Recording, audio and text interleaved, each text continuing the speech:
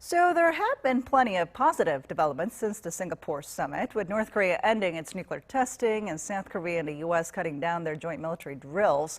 But such positive atmosphere somehow sizzled out after the Hanoi summit. Our Lee-Ji-won explains. Since the Hanoi summit fallout, the U.S. has been actively indicating its willingness to resume talks with North Korea. However, pundits have pointed out that Pyongyang is choosing not to respond, neither to Seoul or Washington's request for talks.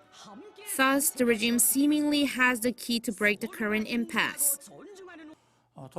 I would say that the breakthrough will come when Kim Jong-un truly decides to denuclearize and show some concrete actions. If the North continues to remain firm in its stance to only give up a part of its nuclear program, talks won't resume anytime soon. And even if they do, they won't lead to any kind of agreement. But other experts, more lenient with Pyongyang's attitude, do not agree. In negotiations, when the weaker side bends in, it's called surrendering. But when the stronger side yields, it's called embracing. So it'd be easier to solve this impasse if the U.S. shows more flexibility in regards to the North's request, which has been, since the Hanoi summit, a guarantee to its sovereign safety. In that sense, the U.S. could choose to set up a joint liaison office or even declare a peace treaty. While some experts said that both sides need to yield, one expert was very skeptical about these talks resuming and coming down to a deal. After all the propaganda on dealing with the US, it would be difficult for Kim to yield first. Such a move could be interpreted by North Koreans as their supreme leader admitting to having made a mistake. That is unacceptable, but the same goes for US President Trump.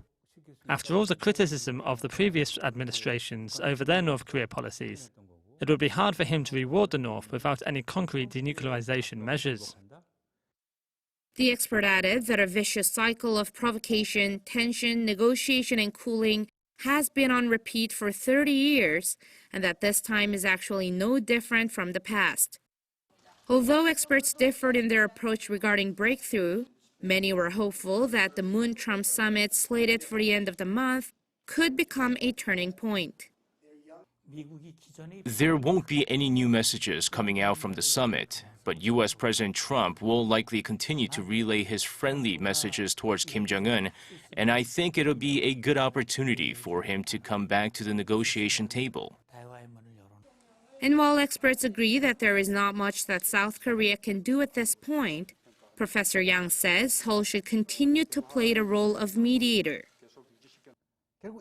Both sides are firm in their stances, and yielding in first could be thought as a show of weakness, which would further stop them from actually giving in first. Thus, Seoul needs to maintain talks with both sides and urge them to yield. Research fellow Chon, on the other hand, says that Seoul should not try to understand the regime when holding talks, but show what an isolated world it is living in and persuade it to change.